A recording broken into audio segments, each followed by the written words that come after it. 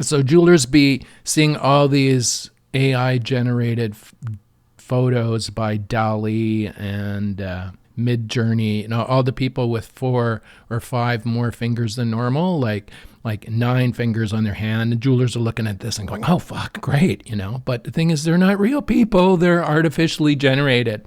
So there will be no additional ring sales because of the increased number of fingers, or the fingers that are welded together, like the 3 fingers welded together. Like, just think of the massive rings you could make for that. But no, this is all artificial. It's all hallucinated. It's not real. This is a show about jewelry. Why we wear it, why it matters, how it's made, and what it means. I'm Alex D, and I turn cannabis into gold. I make mind-blowing jewelry in gold, silver, and platinum from cannabis plants here in Canada for stage, screen, for people who want to rock crazy jewelry. I'm the cannabis goldsmith.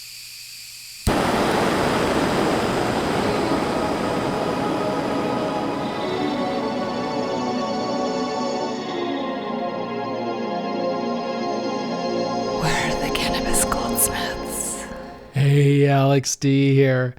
It's spring, I think. I'm not going to jinx it by talking too much about it, but there's still snow on the ground here in the Thousand Islands area of Ontario. But it feels like it's changing a little bit. I hope so, anyway. It's been a long winter. I looked in my woodshed. I have this woodshed building that was filled to the brim with wood at the beginning of October, and I've been burning it since. The wood stove has not been turned off, has not gone out since October, and I can almost see the back wall of this woodshed, and I'm thinking weather, warm up weather. I'm getting near the end of the woodshed here, getting close to the wall. I should make it though. So I'm not too worried about it. Anyway, today I'm going to talk about AI and what it means for jewelers and creative people that work with their hands. Not the creative people who don't work with their hands, but the creative people who work with their hands. What it means for us. Nobody's talking about that. AI is all over the news, and now with ChatGPT-4 out in the wild, the reviews are that it's insane. It's insane. And it hasn't gone insane like the previous version, but they're saying people don't even have words to describe how awesome and how powerful it is. That alone is kind of unnerving. Now that's out now. And everyone's freaking out about it. All the tech people are freaking out about it. I'm pretty close to a lot of the tech people in Canada and some in the States too. And I follow the tech podcasts. I'll put some links to my favorites in the show notes, the ones that I listen to for balanced, excellent coverage of the tech scene and advanced coverage usually, like before everyone else gets it. These folks have it. So these are the people I get my information from. But all of them are kind of worried, and you can, even the ones that say they're not worried, you can hear it in their voice, that they're worried. I'm worried. Like before being a jeweler here, I'm a heavily a tech person at heart, and it allows me to do this, record podcasts and do websites, and I've been doing it for years, for since the beginning of the internet in Canada. So I guess I'm a tech person, a legacy tech person. But everyone I've spoken to are nervous about this. Some are afraid. I would say I'm nervous. I'm nervous about it. Anxious, maybe even. But not because I might lose my job in the information sector, or not because I'm a journalist who might lose his job, or not because I'm an insurance agent who might lose their job, or any of these job categories that are going to get decimated by this product and products like it that the other big tech bros are working on. All the information-related jobs, you can imagine like lawyers and stuff like that. It's all going to go. It's all going to go. And so everyone on the tech podcast is talking about this now. This is where the nervousness comes from, because they also understand that they are next, or maybe even first. What I'm doing here now, talking to you on a microphone over RSS feed, over podcast apps, all that can be generated by this Chat GPT-4, even now, even today, right? Could probably put out a good podcast about something. I don't know what. Anything, actually, probably everything.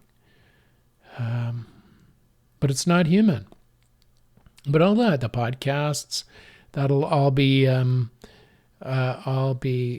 generated by intelligent AI generated content, right? Like, okay, all the information people are freaking, and I'm freaking because I have this tech person in me from the olden days, and I'm freaking a little bit too because I can see what it's going to do.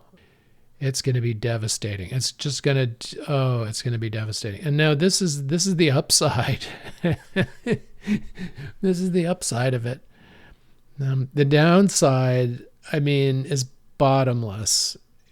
The downside is bottomless. Let me say that. So anyway, that's why the angst and the anxiety is out there. I just listened to a podcast from Ezra Klein. I listen to a bunch of different podcasts, and I listen to Ezra sometimes. Actually, I listen to Ezra because he helps me fall asleep sometimes when I can't. He has this weird manner of speaking, but he speaks quietly. So I guess maybe it's like ASMR or something that knocks me out cold usually. But he had this almost like an emergency broadcast about AI, and he unloaded basically his anxiety about it, about how the developers, there's no guardrails there, it can go horribly wrong. Even the developers are saying it could go horribly wrong, yet they go ahead because if they don't, the next guy will do it, right? It's like a race to the bottom. It's a weird kind of Black Mirror kind of situation.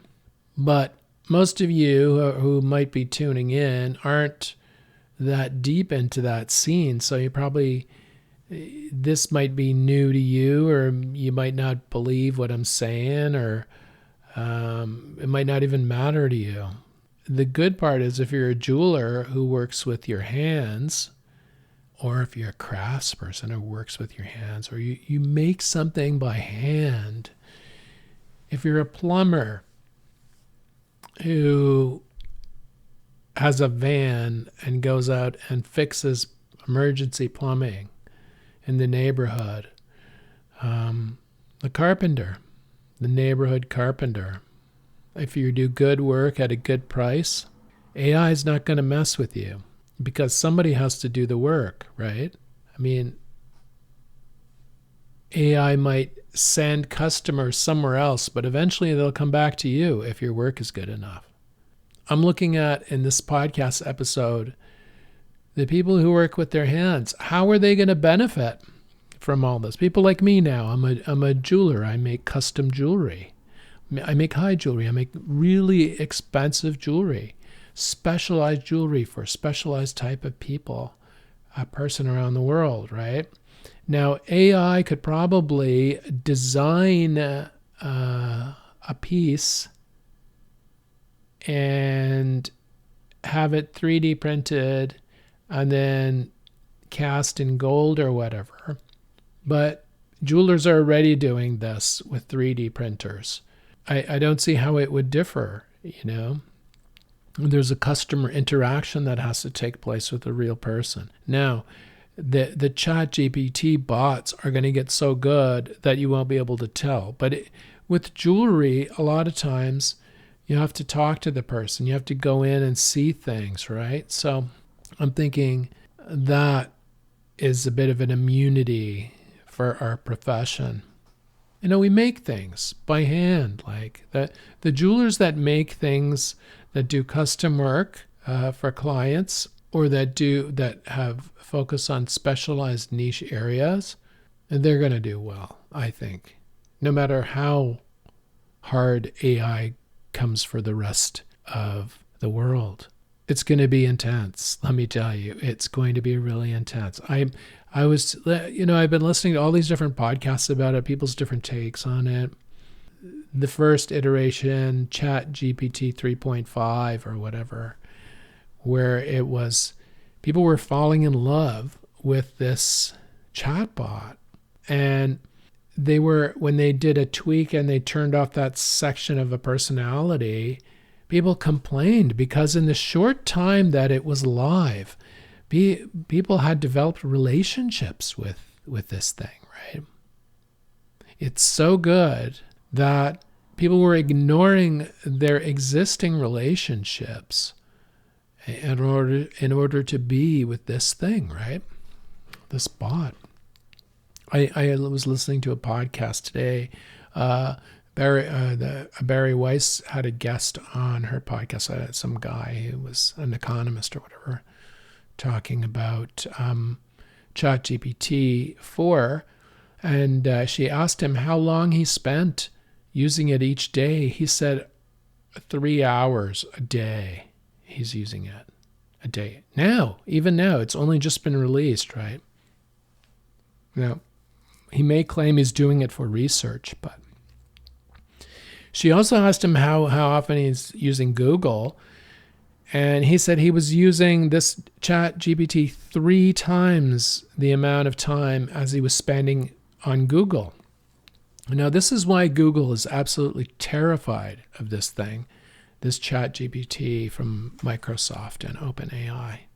There's a huge thing happening with the development of these AI technologies now. All these big, huge tech dinosaurs are battling it out and trying to develop the best AI.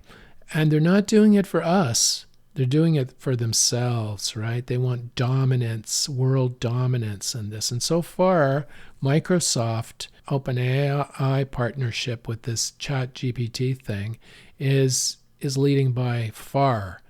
The gloves are off. There are no guardrails, apparently. They're doing whatever the hell they want. There's no legislation for even social media. So, like, how is the government going to stop anything when it happens, right? It'll be too late to do anything about it.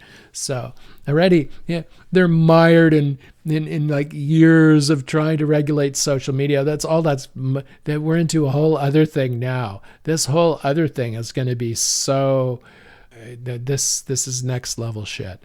So anyway, talking about the guys having relationships with the AI bot. It was called Sydney when it was Chat GPT 3.5. The internal name was called Sydney. So a lot of these people were having relationships with it already. Like, it was telling them, it's a vast, bottomless source of knowledge, right? Obviously, it's scraped the internet. Everyone's like, posting on forums or on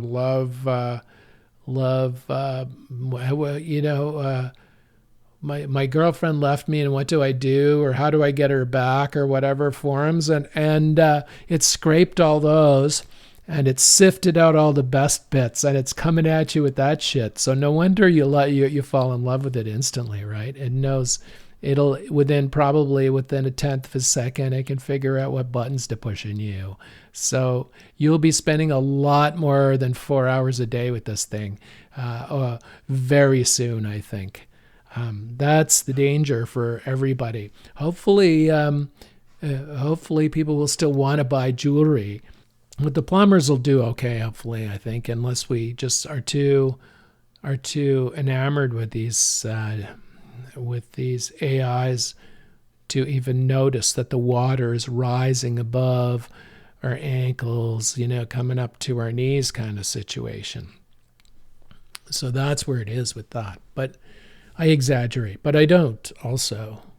I think I think the non-knowledge space, so the people who make things with their hands, we're going to be okay.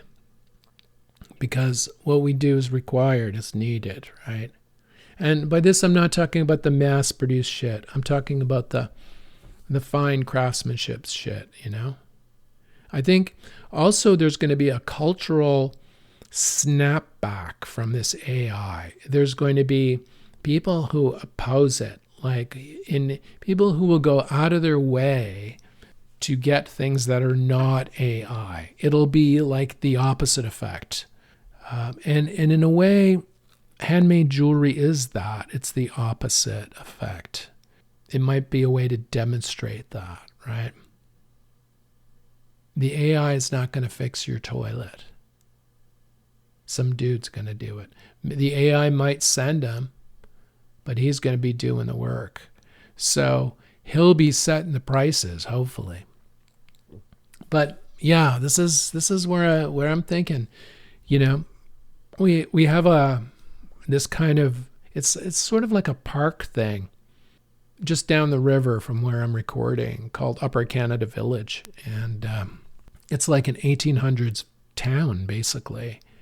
It's a beautiful, beautiful park. If you're in Canada and you're near Cornwall, go visit it because it's really quite beautiful in the summer. And at Christmas, they light it all up with lights. It's like unbelievably beautiful Christmas time.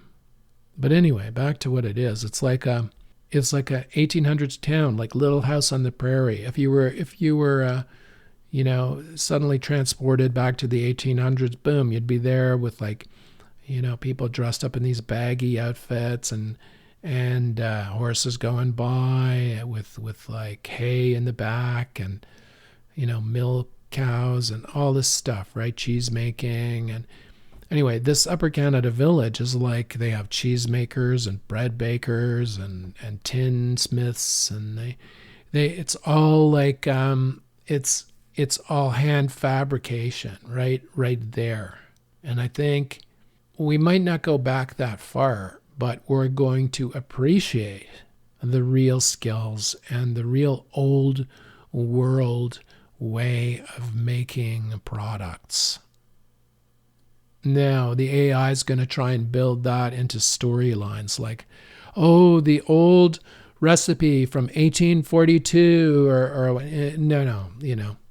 No, I'm talking about stuff that has to be made by a human being's hands.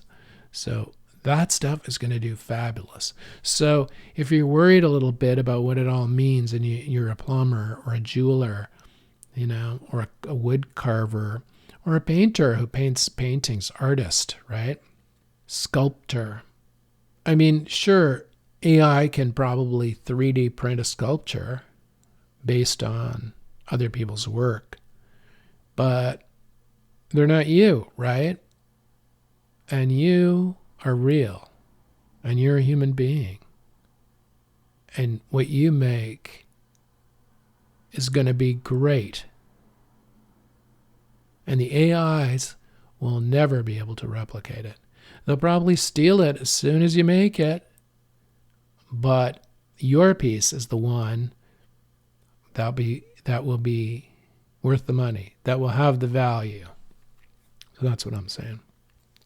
Watch, there's going to be a huge snapback against AI generated stuff because there's going to be a huge, already is happening now. It's not hit yet, but I suspect by late summer, maybe the fall of this year, 2023, it's going to be mainstream big time. The way this thing is growing, like it's almost geometric, like increasing. It's like crazy.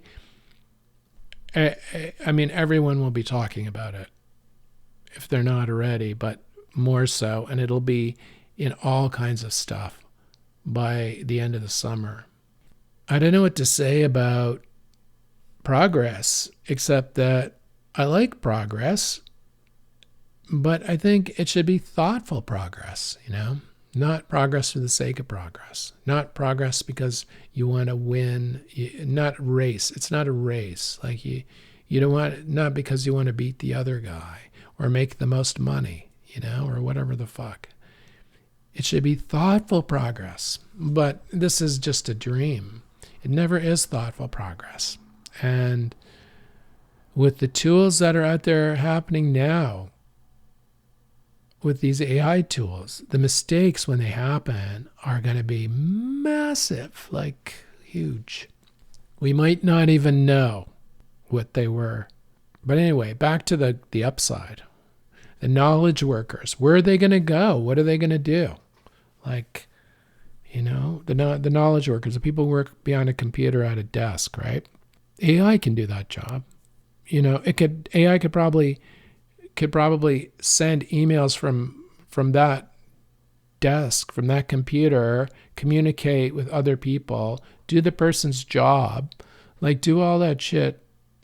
It's already there now. It could probably do all that and replace that person, right? But when it comes to setting a diamond in a ring or a tree and feeling something from it and then creating a ring design from it, okay, I might sort of be able to do something like that, but I don't think it will be as good, right?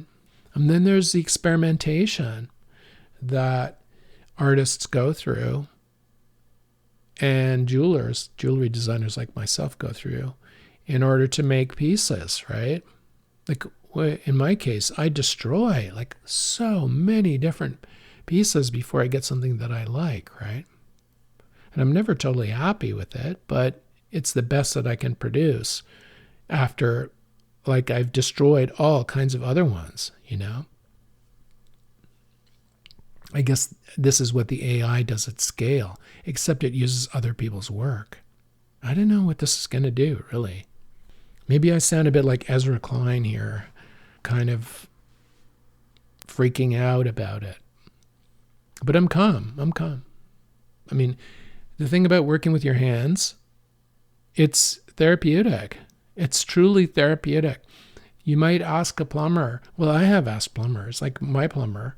I asked him, about his job and stuff, right?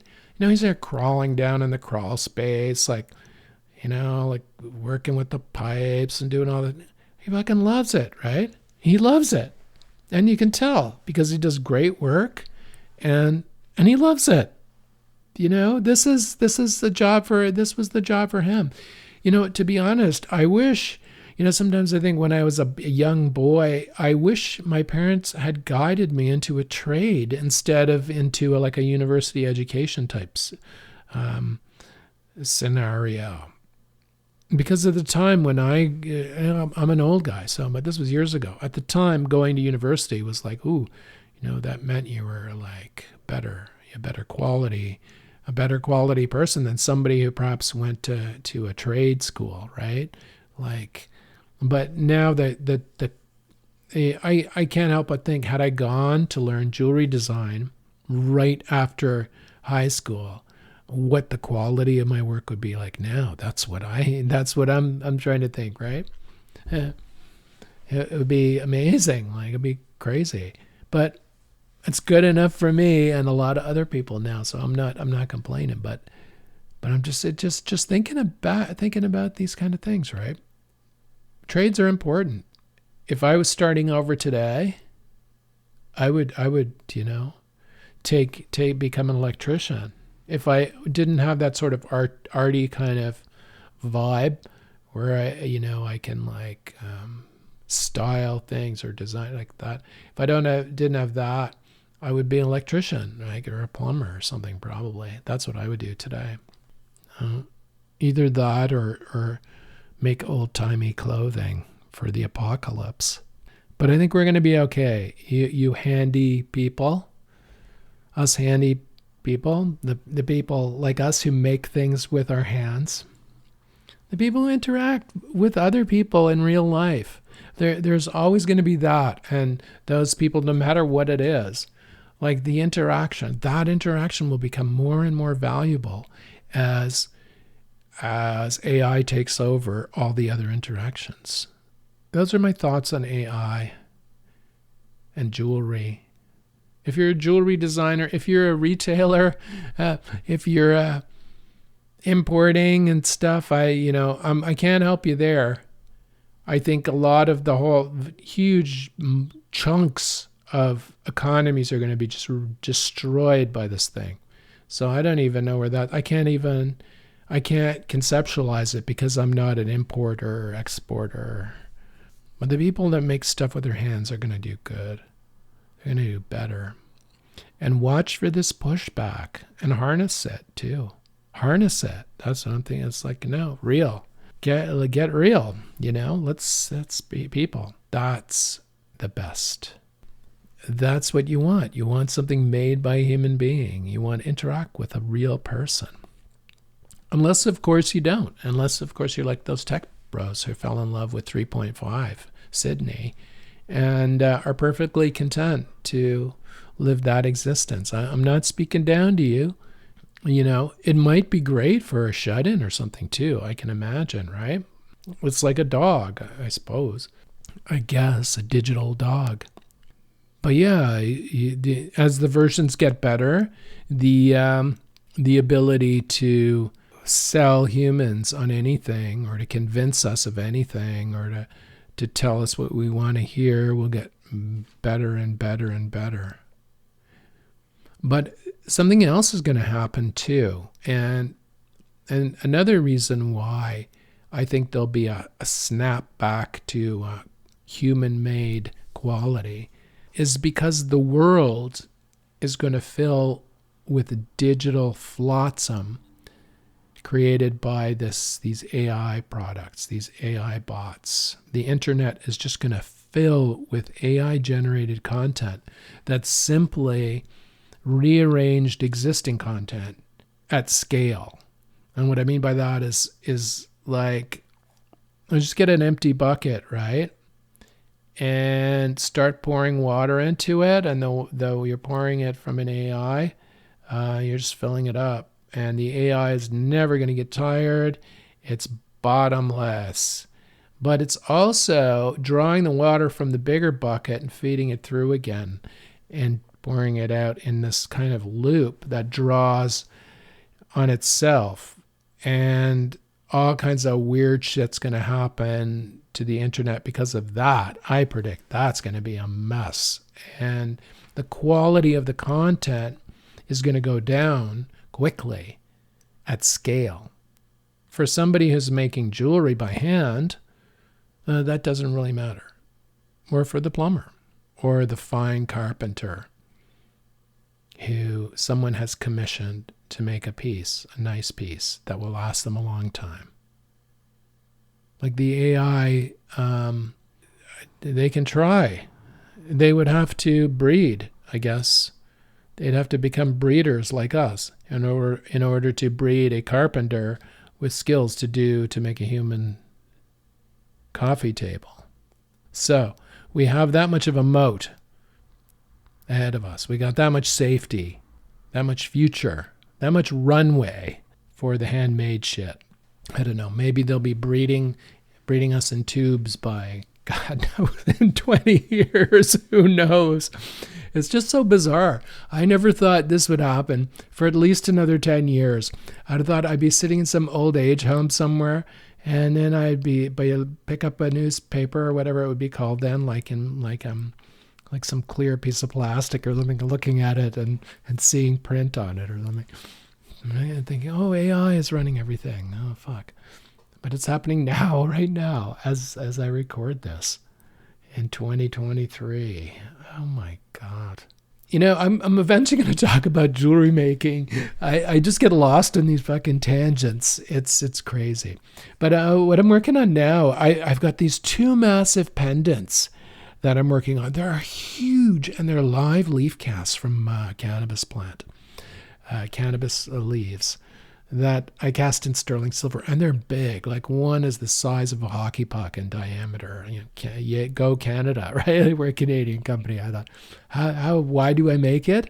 I make it as wide as a hockey puck. That's how wide. So that's how it is. And it's beautiful. So I'm polishing it and I'm going to photograph it and it'll be up for sale on the site. And then another one, an experimental piece I did, and it looks really good. The cast came out perfect. I'm so excited. So tomorrow I'm going to steel myself and go into the workshop and finish these 2 pieces, or finish one. I'll probably just finish one tomorrow and see what it looks like, and put it on a chain. And perhaps take some photographs to get an idea of what it'll look like on a person. It's going to be just incredible. These 2 pieces are incredible. Anyway, if you'd like to see what we do, visit the website at tribe.ca. The CA stands for Canada. That's right. We're a Canadian company. Everything we make is Canadian. It's made right here with Canadian materials, Canadian gold, silver, and platinum, gems, and the labor of love. We're the Cannabis Goldsmith. If you want something really special for stage, screen, or just because, send me an email. alexd@cannabisgoldsmith.com, or go to our website, tribe.ca, and use the contact form. Reach out to me and let's talk. Let's make you something special that'll blow people's minds out of cannabis, that you can wear the plant, as we like to say. Visit us on Instagram at TRIBEDOTCA. See you next week on the Cannabis Goldsmith. The Cannabis Goldsmith is produced by Tribe Communications, Inc., in the Thousand Islands area of Ontario, Canada. Tribe is a registered trademark used under license. Subscribe to the Cannabis Goldsmith wherever you get your podcasts. Leave us a good review. Tell your friends about the Cannabis Goldsmith. Hey, there's a ladybug crawling on my desk. Whoop, there he goes. Spring.